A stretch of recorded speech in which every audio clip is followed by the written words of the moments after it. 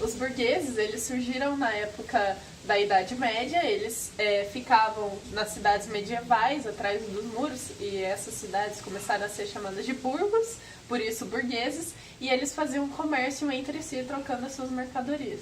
Eles começaram a abrir lanchonete também, né? Hã? Hamburguesia.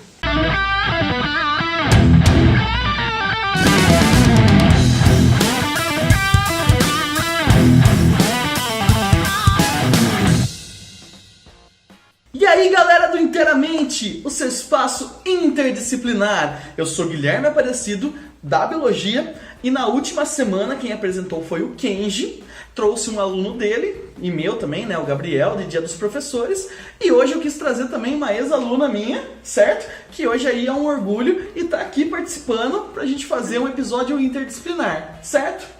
Oi gente, eu sou a Thaís, eu faço Ciências Sociais na Unicamp e hoje a gente vai falar do tema aqui de Sociologia. Muito obrigado pela presença, gostei muito de você ter aceitado participar, certo? E aí a gente vai tentar então relacionar um pouco ali da Revolução Industrial mais uma vez aqui nesse canal. Se você não assistiu, acessa aí um episódio que a gente falou, relacionou história com biologia. E dessa vez a gente vai tentar falar sobre ciências sociais, né, e ciências biológicas, mais na parte da saúde ali e na estrutura da sociedade em si, certo? Então, mais uma vez para nossa mesa didática. Na Revolução Industrial, podemos dar destaque para duas classes, a burguesia e o proletariado. Os burgueses, eles eram os donos das fábricas, e o proletariado era a classe que consistia nos trabalhadores das fábricas. Esses trabalhadores das fábricas, eles eram pessoas que antes trabalhavam no campo e se mudaram para cidades porque com o surgimento das máquinas e a explosão de empregos, eles resolveram ir para lá. Só que as cidades ficaram superlotadas. E aí as pessoas começavam a chegar nas fábricas e encontravam péssimas condições de trabalho. Eles trabalhavam sob péssimas condições de trabalho, porque os burgueses, os donos das fábricas, eles criavam regras próprias, porque como eles não tinham direitos trabalhistas, as fábricas iam lá e estipulavam as regras. Então, por exemplo, as pessoas não podiam olhar para o lado, elas tinham que ficar concentradas na produção, porque era uma coisa muito, assim... braçal, né? Um serviço uma braçal. coisa muito metódica ali, tipo, só apertar parafusos. Então, elas não podiam se distrair. Então, não podia olhar para a janela. Então, normalmente, as fábricas não tinham janelas, o que tornava ambientes muito abafados, insalubres. Aconteciam muitos acidentes e as empresas, as fábricas, elas deixavam ali uma pessoa para observar, para ver se os trabalhadores estavam fazendo exatamente aquilo, e quem não estava cumprindo, eles tiravam, mandavam embora e substituíam. Eles eram descartáveis. Então, quando eles não estavam atendendo a necessidade das empresas, eles eram mandados embora, eles eram substituídos, entrava outra pessoa, porque não precisava ter uma especialização. Qualquer um podia ir lá e apertar parafuso. Então, era uma coisa muito metódica e sem saber exatamente o que fazia. Era dividido por partes já o serviço. Sem contar também, né, as grandes jornadas de trabalho, né? Eram ali cerca de quanto tempo, mais ou menos? Eram cerca de 18 horas de trabalho, que incluíam mulheres, crianças, homens, e todos eles trabalhavam e a vida girava em torno do trabalho nas grandes fábricas, né? Eles passavam pouquíssimo tempo em casa, tinham que se preocupar em trabalhar, porque eles viviam praticamente na miséria, então o trabalho deles garantia a subsistência praticamente. Essas péssimas condições de trabalho geraram diversas revoltas entre os trabalhadores, que começaram a se organizar em movimentos. Dois desses movimentos que a gente pode destacar é o ludismo e o cartismo. O ludismo, ele foi um movimento que começou mais ou menos em 1811 e foi até por volta de 1812. Já o cartismo foi entre 1830 e 1840. Os ludistas, eles eram um grupo mais radical, enquanto no cartismo eram conhecidos como mais moderados. Os ludistas, eles eram quebradores de máquinas, porque eles pensavam que as máquinas estavam roubando os empregos deles. Então, eles quebravam as máquinas para tentar fazer com que a situação anterior voltasse e eles voltassem a ter empregos e saíssem da miséria.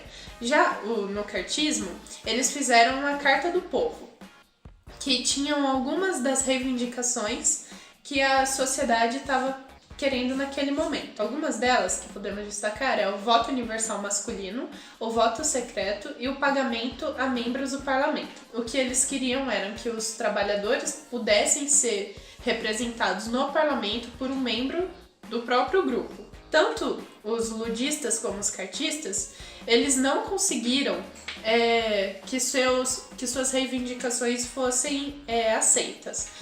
Só que com o passar do tempo, houve o surgimento dos sindicatos, que eram grupos que poderiam representar os trabalhadores nessas esferas mais políticas.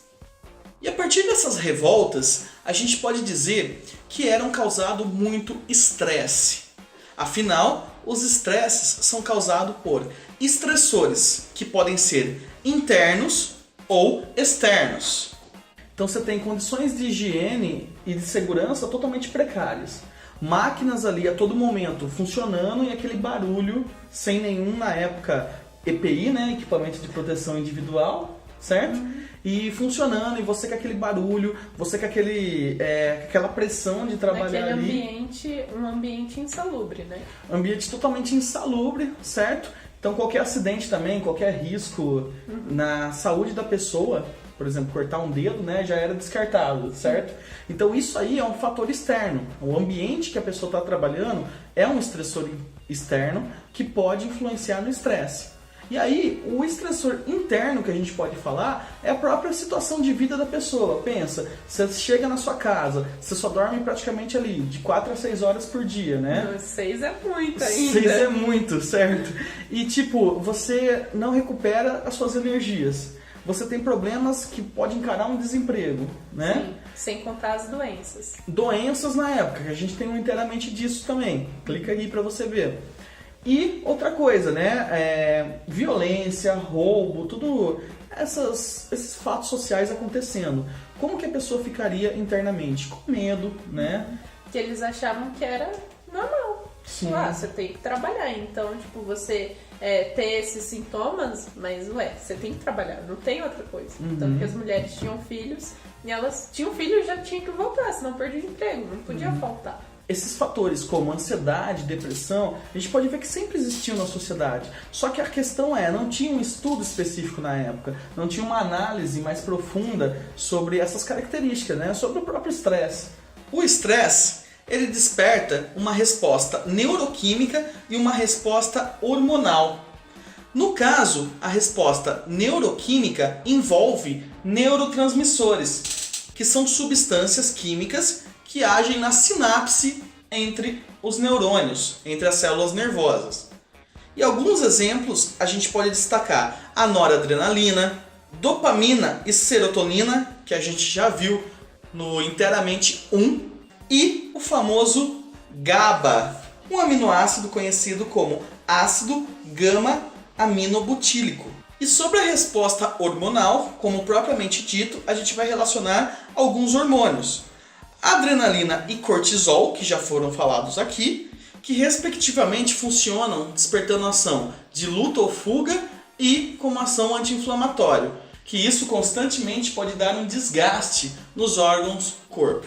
Temos também a liberação de vasopressina, que ela faz a contração dos vasos do sistema circulatório, fazendo assim um aumento da pressão, um quadro de hipertensão. E também temos a produção em excesso de gastrina, que provavelmente pode causar uma infecção no estômago, gerando a gastrite. Então é isso. Esse foi o nosso Inteiramente de hoje. Espero aí que vocês tenham gostado. Thay, muito obrigado pela sua presença. Fiquei muito feliz de você estar aqui e muito orgulhoso aí do seu desenvolvimento como profissional, como estudante. E espero você mais vezes aqui, ok? Obrigada, eu que agradeço. E é isso aí, gente. Foi muito legal participar e até a próxima. Bom, se inscreva aí no canal, tá? Curta, compartilhe esse conhecimento. Ajude a gente a divulgar esse trabalho e pensem, galera, direitos trabalhistas e tudo mais, vejam essas lutas que foram necessárias para conseguir eles, ok? Até segunda que vem e valeu, galera!